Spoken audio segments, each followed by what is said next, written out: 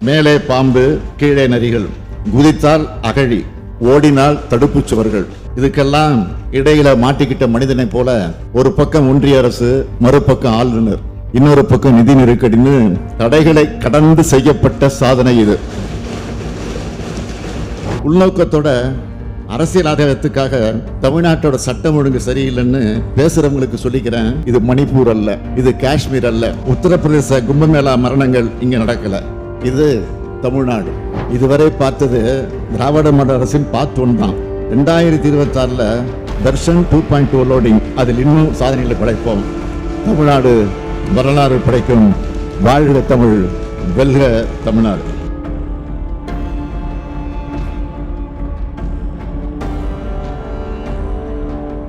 முறையாக ஆட்சி அமைச்சு 4வது ஆண்டை நிறைவு செஞ்சு 5வது ஆண்டில் அடியெடுத்து வைக்கும் பொற்காலம் விரைவில் தொடங்க போகிறது. முத்துவேல், கருணாநிதி, ஸ்டாலினும் நான் பொறுப்பேற்ற மே 7க்கு இன்னும் 7 நாள் தான் இருக்கின்றன. இந்த நேரத்தில் இதுவரை செயல்படுத்தி இருக்கக்கூடிய திட்டங்களால், செஞ்சிருக்கக்கூடிய சாதனைகளால் 7வது முறையும் தமிழ்நாட்டில் திமுக ஆட்சிதான் அமையும் என்ற நம்பிக்கை எனக்கு நிறையவே இருக்கிறது. என்னோட 60 ஆண்டு கால பொது வாழ்க்கையை ஒரே சொல்ல குறிப்பிடுற மாதிரி தலைவர் கலைஞர் அவர்கள் ஸ்டாலின் என்றால் உழைப்பு, உழைப்பு, உழைப்பு என்று சொன்னார். அவர் இன்னைக்கு நம்மோடு இருந்திருந்தா ஸ்டாலின் என்றால் சாதனை, சாதனை, சாதனைன்னு நெஞ்சு நிமித்தி கம்பீரமா சொல்லி இருப்பார் என்பதை நான் ரொம்ப பணிவோட சொல்லிக்கிறேன். ஏன்னா தலைவர் கலைஞர் இப்பொழுது இருந்தால் என்னவெல்லாம் செஞ்சிருப்பார்னு யோசிச்சுதான் ஒவ்வொரு நாளும் நான் செயல்படுகிறேன், திட்டங்களை தீட்டுகிறேன். தலைவர் கலைஞரின் எண்ணங்கள் தான் இந்த அரசினுடைய செயல்கள். அந்த செயல்களால் விளைஞ்சதுதான் இத்தனை சாதனைகள் என்பதை பெருமையோடு சொல்லிக்கிறேன். கடந்த ஆட்சியாளர்கள் செஞ்ச நிர்வாக சீர்கேட்டால் நிர்வாக கட்டமைப்புகள் தரைமட்டத்திற்கு போய் கட்டாந்தரையில ஊர்ந்துகிட்டு இருந்துச்சு. ஊர்ந்து கொண்டிருந்த இந்த இழிவை போக்கி தலை நிமிர்ந்த தமிழ்நாட்டை உருவாக்க தமிழ்நாட்டு மக்கள் திராவிட முன்னேற்ற கழகத்தை ஆட்சி பொறுப்பில் அமர்த்தினார்கள். மக்களுடைய நம்பிக்கைக்கேற்ப தமிழ்நாடு இன்னைக்கு எல்லா துறைகளிலும் தலை நிமிர்ந்து நெஞ்சு நிமிர்த்தி இந்த மாமன்றத்தில் துணிச்சலோட நான் பெருமையோடு சொல்றேன். இது சாதாரண சாதனை இல்லை, கடும் உழைப்பால் விளைந்த சாதனை. இதுவரை தமிழ்நாடு பார்க்காத சாதனை. இன்னும் சொல்லணும்னா இந்தியாவோட எந்த மாநிலமும் செய்யாத சாதனை.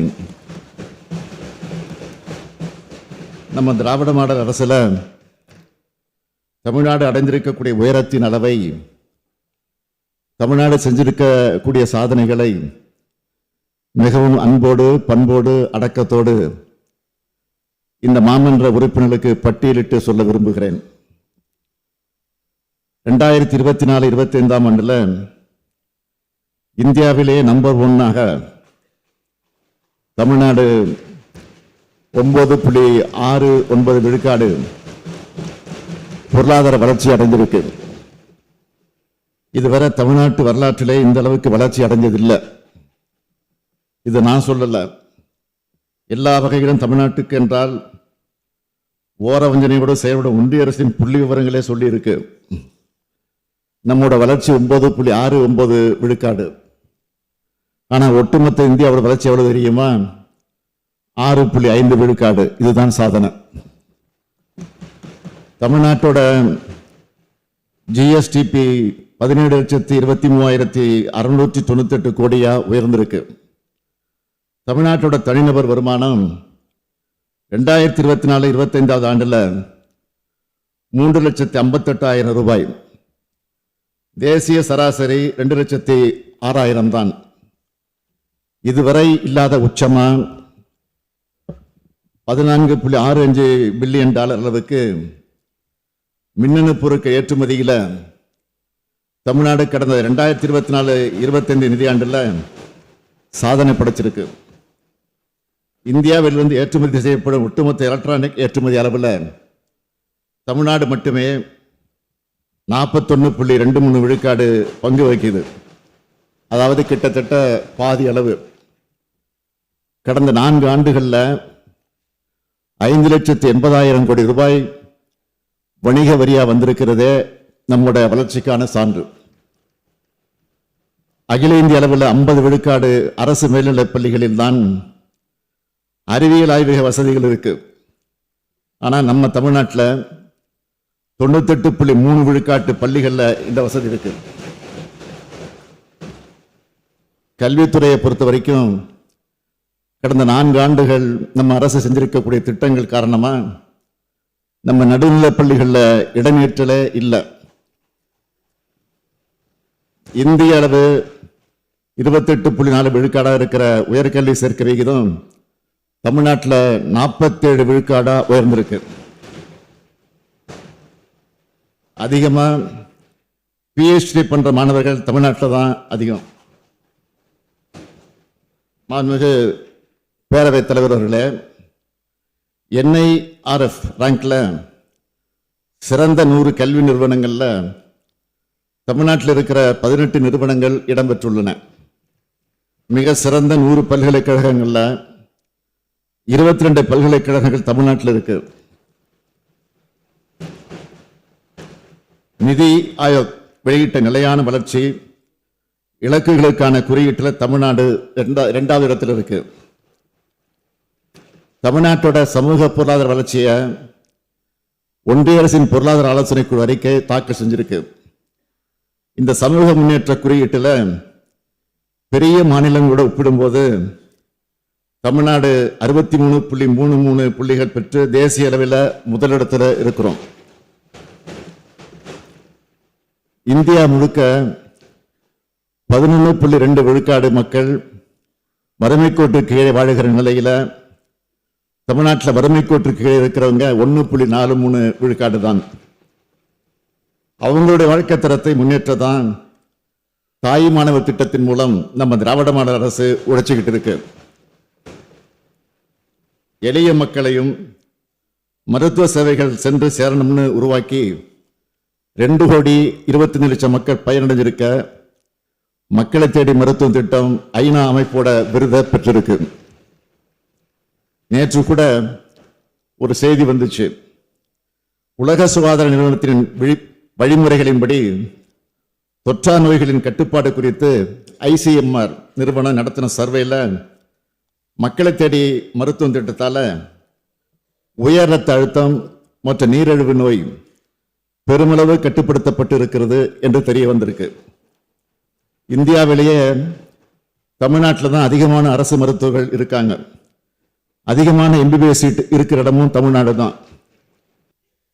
இந்தியாவிலேயே வேற எந்த மாநிலத்திலும் இல்லாத அளவுக்கு நம்மளோட அரசு மருத்துவமனைகளில் 1,16,733 மருத்துவ படுக்கைகள் இருக்கு. தொழில்துறையை பொறுத்த வரைக்கும் 39,666 தொழிற்சாலைகளோட இந்தியாவில் நாம தான் நம்பர் 1. 27,75,000 நபர்கள் பணிபுரிகிறார்கள். முதலீடுகள் மட்டும் 5.35 லட்சம் கோடி ரூபாயோட இந்திய அளவு 2வது இடம். நம்ம திராவிட மாடல் அரசின் பெண்களுக்கான சிறப்பு திட்டங்களால தொழிற்சாலைகளில் பணிபுரியும் பெண் தொழிலாளர்களின் பங்கேற்பு விகிதத்தில் 47 விழுக்காட்டோட இந்தியாவிலே நம்பர் 1 இருக்கும். காற்றாலை மின் உற்பத்தியில் தமிழ்நாடு 2வது இடம். சூரிய சக்தியில் 4வது இடம். புத்தாக்க நிறுவனங்களை உருவாக்குறதுல பெஸ்ட் பெர்ஃபார்மர் ஸ்டார்ட் அப் தரவரிசை பட்டியலில் 2018 கடைசி இடத்தில் இருந்த நிலையை மாற்றி 2022ஆம் ஆண்டுக்கான தரவரிசையில் முதலிடத்தை அடைஞ்சிருக்கிறோம்.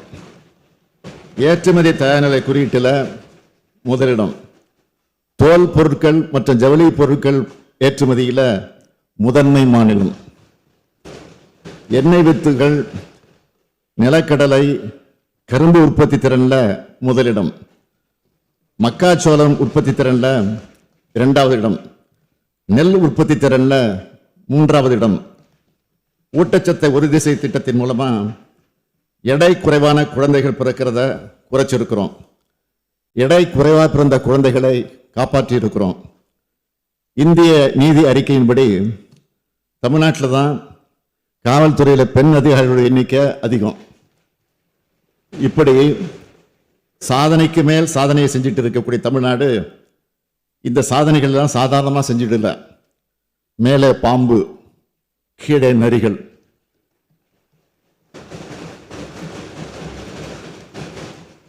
மேலே பாம்பு, கீழே நரிகள். குதித்தால் அகழி, ஓடினால் தடுப்புச் சுவர்கள். இதுக்கெல்லாம் இடையில மாட்டிக்கிட்ட மனிதனை போல ஒரு பக்கம் ஒன்றிய அரசு, மறுபக்கம் ஆளுநர், இன்னொரு பக்கம் நிதி நெருக்கடின்னு தடைகளை கடந்து செய்யப்பட்ட சாதனை இது.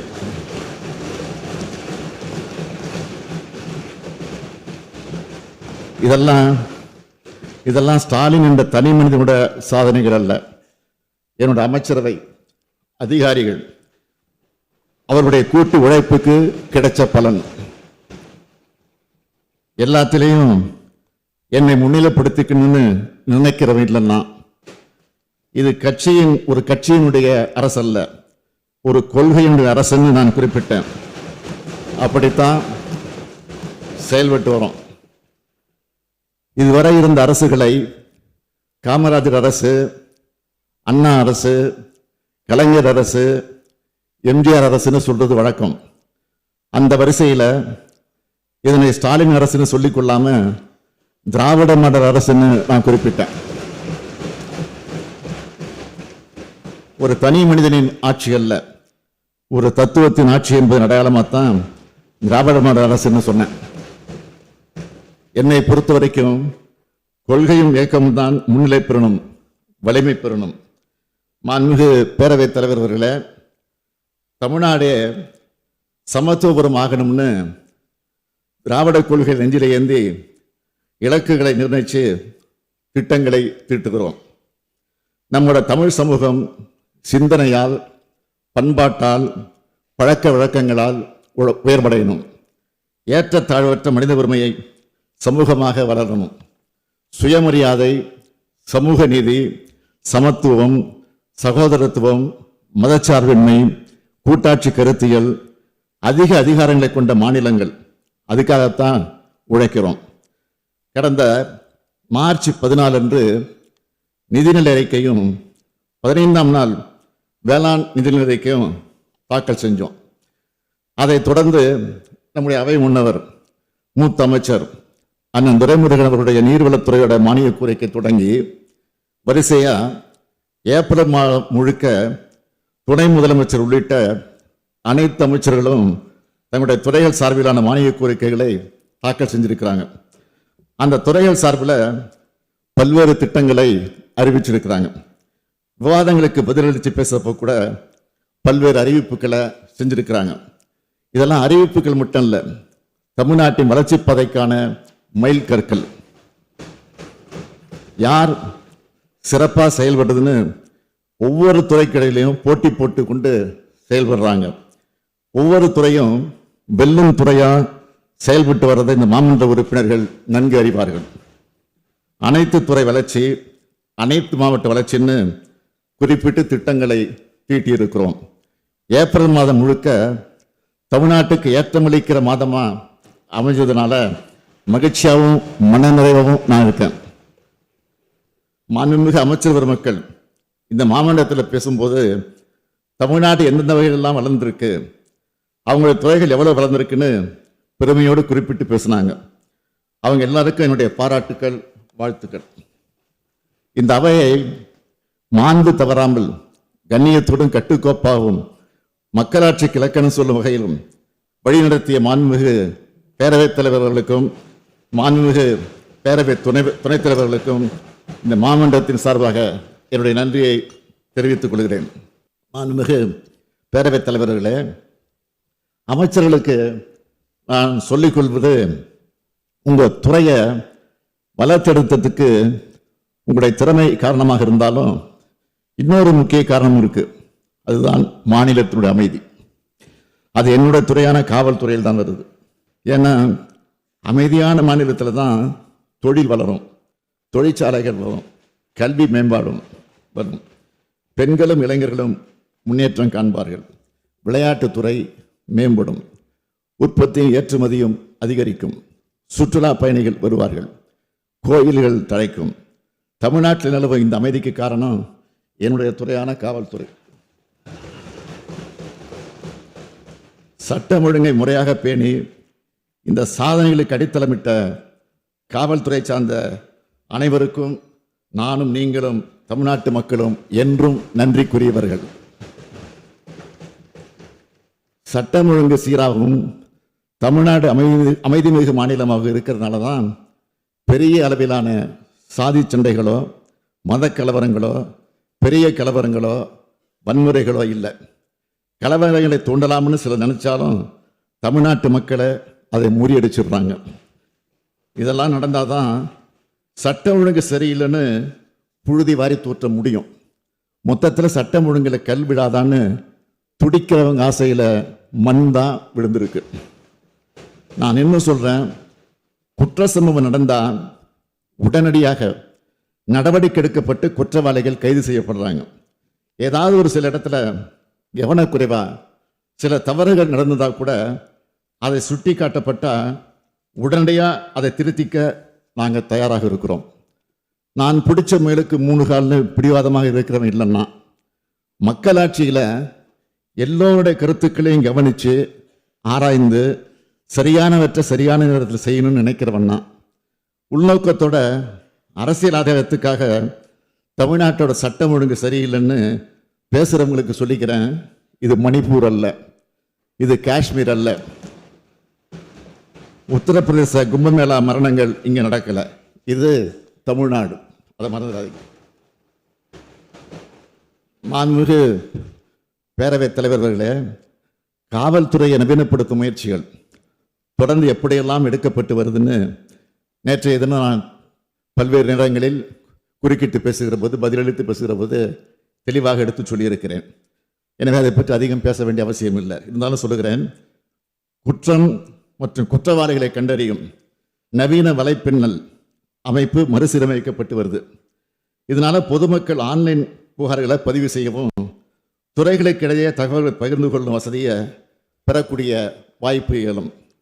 சைபர் குற்றங்கள் உள்ளிட்ட அனைத்து வகையான குற்றங்களையும் கட்டுப்படுத்தி வரோம். காவல், உள்துறை, தீயணைப்பு மற்றும் தடவியல் துறை சார்பாக கடந்த 4 ஆண்டுகளில் செய்யப்பட்ட சாதனைகளை புத்தகமாக அச்சுவிட்டு இந்த மாமன்றத்தில் இருக்கக்கூடிய மாண்புமிகு உறுப்பினர் அனைவருக்கும் வழங்கியிருக்கிறோம். ஊடக நண்பர்களும் அந்த புத்தகத்தை பார்த்து அதை பெற்று அதில் உள்ள சாதனைகளையும் தரவுகளையும் புள்ளி விவரங்களையும் உண்மைகளையும் மக்களுக்கு கொண்டு செல்லணும்னு உங்கள் அன்போடு கேட்டுக்கிறேன். குற்றங்களை குறைக்கிற துறையாக மட்டும் இல்லாமல் குற்றங்களை தடுக்கிற துறையாக காவல்துறை செயல்படணும்னு நான் தொடர்ந்து சொல்லிக்கிட்டு வரேன். இந்த நிலை உருவாகணும்னா காவல்துறை சிறப்பாக செயல்பட்டால் மட்டும் பொத்தாது, ஒட்டுமொத்த சமூகமும் சில பொறுப்புகளை உணர்ந்து செயல்படணும். காவல்துறைக்கு பொறுப்பேற்றிருக்கக்கூடிய நான் இந்த தருணத்தில் இந்த அவையின் மூலமாக பொதுமக்களுக்கு சொல்லிக்கொள்ள விரும்புவது, சட்டம் ஒழுங்கை பாதுகாக்க வேண்டியது நம்ம அனைவருடைய கூட்டு பொறுப்பு. எனவே நீங்கள் அனைவரும் சட்டத்தை மதித்து நடக்கணும். சின்ன சின்ன அலட்சியங்களை கூட தவிர்த்து சுய ஒழுக்கத்தோடு எல்லோரும் இருக்கணும். ஒரு குற்றம் நடந்த பிறகு உடனடியாக காவல்துறைக்கு தெரிவிக்கிற பலர் இருக்கிறாங்க. அவர்களை பாராட்டுகிற அதே வேளையில் ஒரு குற்றம் நடக்கிறதுக்கு முன்னாடியே அதை உணர்ந்து தடுக்கிற முன்னெச்சரிக்கையும் நமக்கு தேவை. உங்கள் சுற்றுப்புறங்களில் சந்தேகப்படும்படியான நபர்களோட நடமாட்டம், செயல்பாடுகள் ஏதாவது தெரிஞ்சால் உடனடியாக காவல்துறைக்கு தெரியப்படுத்துங்க. அது மட்டும் இல்லை, ஓய்வில்லாமல் விழிப்புணர்வோடும் கண்காணிப்போடவும் களத்தில் இருக்கிற காவல்துறையினர்கிட்ட கனிவாக நடந்துக்குங்க. அதே போல் காவல்துறையினரும் பொதுமக்கள்கிட்ட கனிவாக நடந்துக்கணும். காவல்துறைக்கிட்ட அதிகாரம் இருக்கிறது, சட்டம் ஒழுங்கை நிலைநாட்டவும் குற்றங்களை தடுக்கவும் தான் என்பதை அத்துமீறல் சில காவலர்கள் உணரணும். அத்துமீறக்கூடிய அந்த காவலர்கள் சில உணரணும். காவல் உயர் அதிகாரிகள் இதை உறுதி செய்யணும். காவலர்கள் தங்களுடைய பணிச்சுமையும் தனிப்பட்ட வெறுப்புகளையும் பொதுமக்கள்கிட்ட காட்டிடக்கூடாது. காவல்துறையும் பொதுமக்கள் நண்பர்கள் என்பதை இரு தரப்பும் உணர்ந்து செயல்படணும்னு கேட்டுக்கிறேன். செயல்படுவீங்கன்னு நம்புகிறேன். பொதுமக்களுக்கும் காவல்துறையினருக்கு இடையில் உள்ள இந்த நல்லுறவை மேலும் வலுப்படுத்திட என் நெஞ்சில் நீண்ட நாட்களாக இருந்து வரும் எண்ணத்து உணர்வை செயல்வடையும் கொடுக்க நான் விரும்புகிறேன். சட்டம் ஒழுங்கை காப்பாற்றி இரவு பகலும் கண்துஞ்சாது காவல் பணியில் ஈடுபட்டு பொது அமைதியை பாதுகாக்கக்கூடிய காவலருக்கென தனி நாளை கொண்டாடுவதற்காக காவலரின் சேவைகளை போற்றி பாராட்டிட முதலாக 1859 மெட்ராஸ் மாவட்ட காவல் சட்டத்தை நிறைவேற்றி நவீன மற்றும் அமைப்பு ரீதியான காவலத்தை தோற்றுவிக்கப்பட்ட செப்டம்பர் 6ஆம் நாள். இனி ஆண்டுதோறும் காவலர் நாள் அது செப்டம்பர் 6ஆம் நாள் கொண்டாடப்படும். இந்நாளில் கடமை, கண்ணியம், கட்டுப்பாடு ஆகியவற்றை கடைபிடித்து சிறப்பாக பணியாற்றிய காவலருக்கு பதக்கங்கள் வழங்கப்படும். ஒவ்வொரு மாவட்ட காவல்துறையின் சிறப்புகளை சொல்லக்கூடிய வகையில் அனைத்து மாவட்டங்களிலும் காவல்துறை சார்பில் கண்காட்சிகள் நடத்துதல், குருதிக்குடை முகாம்கள் நடத்துதல் உள்ளிட்ட பல்வேறு நிகழ்வுகள் அன்று நடைபெறும் என்பதை நான் தெரிவித்துக் கொள்கிறேன். மாண்புமிகு பேரவைத் தலைவர் அவர்களே, தமிழ்நாடு என்பது குற்றங்கள் நடக்காத மாநிலம், போதைப்பொருள் இல்லாத நடமாட்டம் இல்லாத மாநிலம், பாலியல் குற்றம் இல்லாத மாநிலம் என்ற நிலையை நாம் எட்டணும். எங்கேயும் யாராலையும் குற்றம் நடக்கக்கூடாது. மீறி நடந்தால் உடனடியாக குற்றவாளிகள் கைது செய்யப்படணும். சட்டத்தின் முன்னாடி நிறுத்தப்பட்டு உடனடியாக தண்டனை பெற்று தரப்படணும். இந்த உறுதிமொழியை நான் மட்டும் எடுத்தால் போதாது, காவல்துறையோட உயரதிகாரி எடுத்தால் மட்டும் போதாது, ஒவ்வொரு காவலரும் எடுக்கணும். என்னுடைய காவல் எல்லைக்கு உட்பட்ட பகுதியில் எந்த வகைப்பட்ட குற்றம் நடக்க விடமாட்டேன்னு ஒவ்வொரு காவலரும் முடிவெடுத்துட்டா குற்றங்கள் பூஜ்ஜியத்திற்கு வந்துடும். மனித வளர்ச்சியோட எல்லா குறியீடுகளையும் முன்னணி மாநிலமாக இருக்கிற தமிழ்நாடு குற்ற சம்பவங்களில் பூஜ்ஜியமாக இருந்தால் தான் நமக்கு பெருமை. எனவே இதில் பூஜ்ஜியம் வாங்க ஒவ்வொரு காவலரும் 100 விழுக்காடு அர்ப்பணிப்போட பணியாற்றணும். மாண்புமிகு பேரவைத் தலைவர்களே, நேற்று மாண்புமிகு 11 உறுப்பினர்கள், இந்த அவையில் மாண்புமிகு 11 உறுப்பினர்கள் 5 மணி நேரம் 25 நிமிடம் மானியத்தை பற்றி விவாதித்திருக்கிறார்கள். அதில் பலருக்கு அப்பப்போ நான் பதில் அளிச்சிருக்கிறேன். விடுபட்ட சில பதில்களை சொல்ல வேண்டும் என்றால், மாண்புமிகு உறுப்பினர் திரு OS மணியன் அவர்கள் நாகை மாவட்டம் திருமருகல் தீயணைப்பு நிலையத்திற்கு சொந்த கட்டிடம் கேட்டிருந்தார். அது நிச்சயம் கட்டித்தரப்படும் என்று தெரிவித்துக் கொள்கிறேன். அதேபோல் மாண்புமிகு உறுப்பினர் வேல்முருகன் அவர்கள் காவலர்களுக்கு வருடாந்திர மருத்துவ சோதனைக்கு அங்கீகரிக்கப்பட்ட மருத்துவமனைகளில் அனுமதி அளிக்க வேண்டும் என்று கோரிக்கை விடுத்தார். இந்த கோரிக்கை நிச்சயம் பரிசீலிக்கப்பட்டு அனைத்து அங்கீகரிக்கப்பட்ட மருத்துவமனைகளிலும் காவலர்கள் ஆண்டுதோறும் மருத்துவ பரிசோதனை செய்து கொள்ள உறுதி செய்யப்படும். அதேபோல் மாண்புமிகு உறுப்பினர் பேராசிரியர் ஜவஹர்லால் அவர்கள் காவல் நிலையங்களில் CCTV கேமராக்கள் அவசியம் அமைக்கப்பட வேண்டும் என்றும் உடற்கூறாய்வு சான்றிதழ் உடனடியாக கிடைக்க ஏற்பாடு செய்ய வேண்டும் என்றும் கோரிக்கை விடுத்தார். காவல் நிலையங்களை பொறுத்த வரைக்கும் பெரும்பாலான இடங்களில் CCTV கேமராக்கள் பொருத்தப்பட்டு வருகிறது. CCTV காட்சிகள் அனைத்தும் காவல் நிலையங்களில் இருப்பது நிச்சயமாக உறுதி செய்யப்படும். உடற்கூறாய்வு சான்றிதழை பொறுத்த வரைக்கும் உடனுக்குடன் வழங்கப்படுகின்றன. அதில் எந்தவித தாமதம் இல்லாமல் இருக்க உரிய நடவடிக்கை எடுக்கப்படும். அதேபோல் மாண்புமிகு உறுப்பினர் திரு மாரிமுத்து அவர்கள் கோட்டூர் தீயணைப்பு நிலையத்துக்கு சொந்த கட்டடம் தேவை என கோரிக்கை விடுத்தார். அவரது கோரிக்கை ஏற்கப்படுகிறது. கோட்டூர் தீயணைப்பு நிலையத்திற்கு சொந்த கட்டடம் கட்டப்படும். மாண்புமிகு உறுப்பினர் நாகை மாலி அவர்கள் காவல் ஆணைய பரிந்துரைகளை உடனடியாக செயல்படுத்திட வேண்டும் என்று கோரிக்கை வைத்தார். ஓய்வு பெற்ற உச்சநீதிமன்றத்தினுடைய நீதியரசர் உயர்நீதிமன்றத்தினுடைய நீதியரசர் CT செல்வம் அவர்கள் தலைமையிலான 5வது காவல் ஆணையம் 934 பரிந்துரைகளை வழங்கியிருக்கிறது. அதில் 86 பரிந்துரைகள் ஏற்கனவே நடைமுறைப்படுத்தப்பட்டு விட்டன.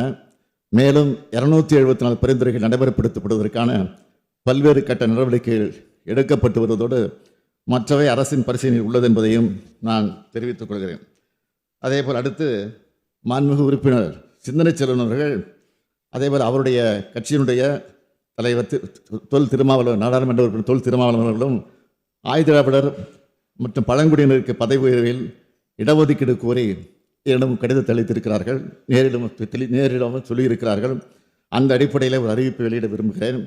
பல்லாண்டு காலமாக தமிழ்நாட்டில் அரசு பணியாளர்கள் தேர்வு முறையில் தயாரிக்கப்பட்டு வந்த தரவரிசை பட்டியலானது சமூக நீதி அடிப்படையில் இருந்து வந்த நிலையில் கடந்த 2019ஆம் ஆண்டில் வரப்பெற்ற உச்சநீதிமன்ற தீர்ப்பின் காரணமாக இந்த முறையில் ஏற்பட்டுள்ள மற்றும் வருங்காலத்தில் ஏற்படக்கூடிய பாதிப்புகள் குறித்து ஆய்வு செய்வதற்கும் அதற்கான சட்ட ரீதியான தீர்வுகள் அளித்திடவும் ஓய்வு பெற்ற உயர்நீதிமன்றத்தின் நீதியரசர் தலைமையில் குழு ஒன்று அமைக்கப்படும். அந்த குழு அளிக்கக்கூடிய பரிந்துரை அடிப்படையில் இந்த தீர்ப்பின் காரணமாக ஏற்பட்டுள்ள பாதிப்புகளில் இருந்து ஒரு நல்ல தீர்வு காணப்படும் என்றும் தங்கள் வாயிலாக தெரிவித்துக் கொள்கிறேன். மேலும் இன்னொரு முக்கிய அறிவிப்பை செய்ய விரும்புகிறேன். இந்த மண்ணின் ஆதி குடிகளை இழிவுபடுத்தும் அடையாளமாக காலனி என்ற சொல் பதிவாகி இருக்கிறது. ஆதிக்கத்தின் அடையாளமாகவும் தீண்டாமைக்கான குறியீடாகவும் வசை சொல்லாக மாறியிருப்பதால் இனி இந்த சொல் அரசு ஆவணங்களிலிருந்தும் பொது புழக்கத்திலிருந்து நீக்குவதற்கு நடவடிக்கை எடுக்கப்படும் என்பதையும் தெரிவித்துக் கொள்கிறேன். மாண்புமிகு உறுப்பினர் வானதி சீனிவாசன் அவர்கள் பேசுகிற போது குறிப்பிட்டார்கள், வெளிநாட்டு தொழிலாளர்கள் பணிபுரியக்கூடிய இடங்களில் கண்காணிப்பு தேவை என்று பேசியிருக்கிறார்கள். அவருக்கு நான் நன்றி தெரிவித்துக் கொள்கிறேன். தமிழ்நாட்டு தங்கி பணிபுரியக்கூடிய வெளிநாட்டு தொழிலாளர்கள் அனைவரும் சட்டவிரோத செயலில் ஈடுபடாதவாறு கண்காணிக்கப்படுகிறார்கள். அதேபோல் மாண்புமிகு உறுப்பினர் கோகா மணி அவர்கள் கேட்டுக்கொண்டபடி அவருடைய தொகுதியில் தருமபுரி காவல் உட்கோட்டம் மதிகோன்பாளையம் காவல் வட்டத்தில் அமைந்துள்ள புலி கிராமத்தில் புதிய காவல் நிலையம் 2,83 லட்சம் ரூபாய் மதிப்பீட்டில் அமைக்கப்படும் என்பதை தெரிவித்துக் கொள்கிறேன். மாண்புமிகு எதிர்க்கட்சித் தலைவர் அவர்கள் பல்வேறு சம்பவங்கள் குறித்து பேசியிருக்கிறார். அவர் பேசிய அத்தனை விவகாரங்களிலும் உடனடியாக நடவடிக்கை மேற்கொள்ளப்பட்டிருக்கிறது. இனியும் நடவடிக்கை எடுக்கப்படும், உரிய நடவடிக்கையை விரைவாக எடுக்கப்படும் என்ற அந்த உறுதி இந்த நேரத்தை தெரிவித்துக் கொண்டு, இந்த அரசை பொறுத்த வரைக்கும் எந்தவித அழுத்தங்களுக்கும் உள்ளாகாமல் காவல்துறை சுதந்திரமாக செயல்பட்டு சட்டம் ஒழுங்கை பராமரிப்பதிலும் நீதியை நிலைநாட்டுவதிலும் சிறப்பாக செயல்பட்டு வருகிறது என்பதை நான் அழுத்தம் தெரிவித்துக் கொள்கிறேன். மாண்புமிகு பேரவைத் தலைவர் அவர்களே, இந்த ஆண்டு உள்துறை சார்பில் 102 அறிவிப்புகள் வெளியிடப்படுகிறது. காலத்தின் அருமை கருதி சிலவற்றை இப்பொழுது நான் அறிவிக்க விரும்புகிறேன். மீதமுள்ள அறிவிப்புகளை நான் படித்ததாக கருதி அவை குறிப்பில் சேர்த்திடுமாறு கேட்டுக்கொள்கிறேன். புதிய காவல் நிலையங்கள் கோயம்புத்தூர் மாவட்டம் நீலாம்பூர், சிவகங்கை மாவட்டம் கீழடி, திருநெல்வேலி மாவட்டம் மேலச்சேவல், திருப்பூர் மாவட்டம் பொங்கலூர், கள்ளக்குறிச்சி மாவட்டம் களமருதூர், நாமக்கல் மாவட்டம் கொக்கராயன்பேட்டை, திருவண்ணாமலையில் அண்ணாமலையார் கோயில் காவல் நிலையம், குமரி மாவட்டம் குழித்துறையில் இருப்பு பாதை காவல் நிலையம், சென்னை ஓமந்தூர் மருத்துவமனை வளாகத்தில் புறக்காவல் நிலையம், பெரம்பூர் பெரியார் நகர் அரசு புறநகர் மருத்துவமனையில் புறக்காவல் நிலையம், சென்னை அரும்பாக்க சரகத்தில் புதிதாக அனைத்து மகளிர் காவல் நிலையம், மதுரை மாநகர காவல் ஆணையகத்தில் சிந்தாமணி மாடக்குளம் உள்ளிட்ட பல இடங்களில் உருவாக்கப்படும். சென்னை பெருநகர காவல் ஆயுதப்படையில் புதிய பணியிடங்கள் 2 கட்டங்களாக ரூபாய் 21,02,00,000 செலவில் உருவாக்கப்படும். இதற்கான முதற்கட்ட செலவினம் ரூபாய் 10,51,00,000. 280 காவல் ஆய்வாளர் பணியிடங்கள் கூடுதலாக உருவாக்கப்பட்டு சார்பு ஆய்வாளர் தலைமையிலான காவல் நிலையங்கள் ஆய்வாளர் தலைமையிலான காவல் நிலையங்களாக தரம் உயர்த்தப்படும். நீலகிரி மாவட்டத்தில் உதகமண்டலத்தில் 90 ஆயுதப்படை காவல் குடியிருப்புகள் மற்றும் தருமபுரியில் 134 ஆயுதப்படை காவல் குடியிருப்புகள் 101,35,00,000 ரூபாய் செலவிலே கட்டப்படும். பெண்களின் பாதுகாப்பினை உறுதி செய்வதற்காக மாநகரங்களின் பயன்பாட்டிற்கென சென்னை பெருநகரம் தவிர 80 இளஞ்சிவப்பு ரோந்து வாகனங்கள் ரூபாய் 12 கோடி செலவில் வாங்கப்படும். காவலர் தங்குமிடம் வசதி இல்லாத அல்லது குறைவாக உள்ள 20 மாவட்ட மாநகரங்களில் ஆயுதப்படை காவல் ஆளுநர்கள் பயன்பாட்டிற்காக 50 படுக்கை வசதிகள் கொண்ட காவலர் தங்குமிடங்கள் ரூபாய் 30 கோடி செலவில் கட்டப்படும். நுண்ணறிவு பிரிவின் கீழ் புதிதாக உருவாக்கப்பட்ட கோயம்புத்தூர் தீவிரவாத தடுப்பு பிரிவிற்கு கோவை மாநகரத்தில் ரூபாய் 5 கோடியே 98 லட்சம் செலவில் அலுவலக கட்டடம் கட்டப்படும்.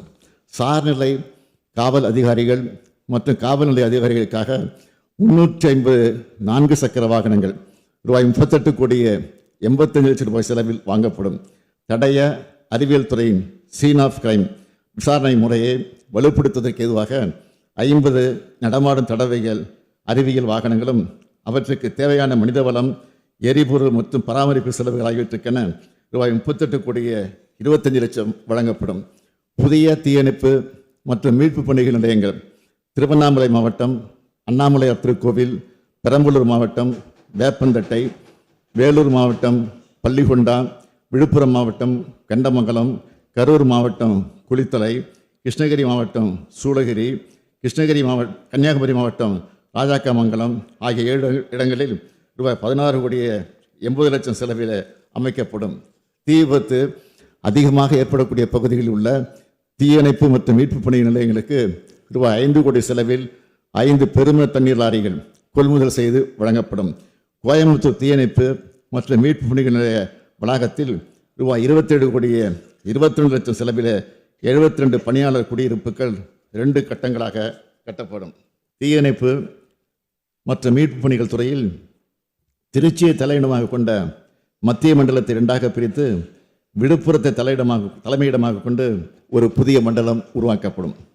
மாண்புமிகு பேரவைத் தலைவர் அவர்களே, கடந்த மார்ச் 14ஆம் நாள் இந்த கூட்டத்தொடர் தொடங்குச்சு.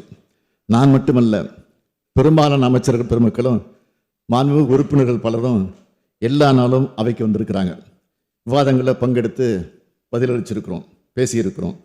கேள்வி நேரம், கவன ஈர்ப்பு தீர்மானம், மானிய கோரிக்கை விவாதம், பதில் உரைன்னு மிக சிறப்பாக தங்களுடைய கடமையை ஆற்றியிருக்காங்க. ஜனநாயக பண்போடு இந்த அவையை நடத்த துணை நின்ற அத்தனை பேருக்கும் என்னுடைய இதயமார்ந்த நன்றி. இந்த ஜனநாயக பண்பு எல்லா நாளும் தொடரணும்னு மாண்புமிகு எதிர்க்கட்சி உறுப்பினர்கள் உள்ளிட்ட அனைவரையும் நான் கேட்டுக்கிறேன். 100 ஆண்டு பாரம்பரியம் கொண்ட தமிழ்நாடு சட்டமன்றத்தோட மாண்பை காப்பது தான் நம்ம அனைவருடைய முதல் கடமை. அந்த கடமையில் எந்த இடத்துலையும் தவறிவிடக்கூடாது என்பதில் நான் மிக கவனமாக இருக்கிறேன். என்னை பொறுத்த வரைக்கும் வாக்களித்த மக்களுக்கு உண்மையாக இருக்கணும் என்பதில் மிக கவனமாக இருக்கேன். அதனால தான் கடந்த 4 ஆண்டுகளில் தலைமுறைகளை கடந்தும் பயனளிக்கக்கூடிய ஏராளமான திட்டங்களை நிறைவேற்றியிருக்கோம். இந்த திட்டங்கள் எல்லாம் ஸ்டாலின் பேர் அல்ல, திராவிட மாடல் அரசின் பேரை சொல்லும். கலைஞர் மகளிர் உரிமை திட்டம், மகளிருக்கான விடியல் திட்டம், முதலமைச்சரின் காலை உணவு திட்டம், புதுமை பெண் திட்டம், தமிழ் புதல்வன் திட்டம், நான் முதல்வன் திட்டம், இல்லம் தேடி கல்வி திட்டம், மக்களை தேடி மருத்துவம் திட்டம், இன்னுயிர் காப்பும் நம்மை காக்கும் 48, முதல்வர் மருந்தகம், கலைஞர் கனவு இல்லம், ஊட்டச்சத்தை உறுதி செய், தோழி விடுதி, அண்ணல் அம்பேத்கர் தொழில் முன்னோடிகள் திட்டம் உள்ளிட்ட ஏராளமான திட்டங்களை நம்ம அரசு செயல்படுத்தின தெம்போடு உறுதியாக சொல்கிறேன். கடந்த 10 ஆண்டுகள் அதிமுக ஆட்சியை விட 1000 மடங்கு சிறப்பான சாதனைகளை அனைத்து துறையிலும் செஞ்சுருக்கிறோம். இந்த உறுதியோடவும் மக்கள் மேலே உள்ள நம்பிக்கையோடவும் சொல்கிறேன். அடமானம் வைக்க நினைப்பவர்களாலும் அபகரிக்க நினைப்பவர்களாலும் தமிழ்நாட்டை ஒருபோதும் சூறையாட முடியாது. எங்களை எல்லாம் ஆளாக்கிய பேரறிஞர் அண்ணா அன்றே சொன்னார், தமிழகம் உலகின் ஒரு பகுதியாக இருக்கலாம், ஆனால் அது யாருடைய வேட்டைக்காடாகவும் இருந்திட ஒரு நாளும் ஒப்புக்கொள்ள மாட்டோம். சுயாட்சி என்பது எங்கள் பிறப்புரிமை. இதனை தடுக்கவோ தகர்க்கவோ எவருக்கும் உரிமை இல்லை. இது எங்கள் போர் முழக்கம் என்று அண்ணா முழங்கினார். அவரது கனவை நிறைவேற்றும் வகையிலும் சட்டமன்றத்தை இறையாண்மை நிலைநாட்டும் வகையிலும் வரலாற்று சிறப்புமிக்க தீர்ப்பை பெற்றோம். அடுத்தபடியாக மாநில சுயாட்சி கனவை நிறைவேற்ற குழு அமைச்சிருக்கிறோம். நான் தொடங்கியுள்ள இந்த பயணம் நீண்டது. முதலமைச்சராக 5வது ஆண்டில் அடியெடுத்து வைக்கும் இந்த வேளையில் இந்த மன்றத்தில் நின்று உறுதியோடு சொல்கிறேன், என் பயணம் தொடரும். தமிழ்நாட்டுக்காக, தமிழர்களுக்காக, மாநில உரிமைகளுக்காக என் பயணம் தொடரும். இதுவரை பார்த்தது திராவிட மாடல் அரசின் பார்ட் 1 தான்.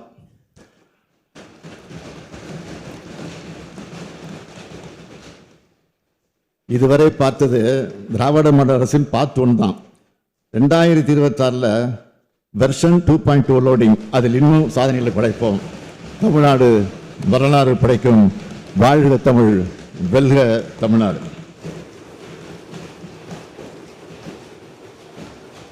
மாண்பு பேரவைத் தலைவர்களே, மாண்பு உறுப்பினர்களால் வழங்கப்பட்டிருக்கக்கூடிய கோரிக்கை எண் 22 காவல் பற்றிய மானிய கோரிக்கையின் மீதான வெட்டு தீர்மானங்களையும், கோரிக்கை எண் 23 தீயணைப்பு மற்றும் மீட்பு பணிகள் குறித்த வெட்டு தீர்மானங்களையும் நான் படித்து பார்த்தேன்.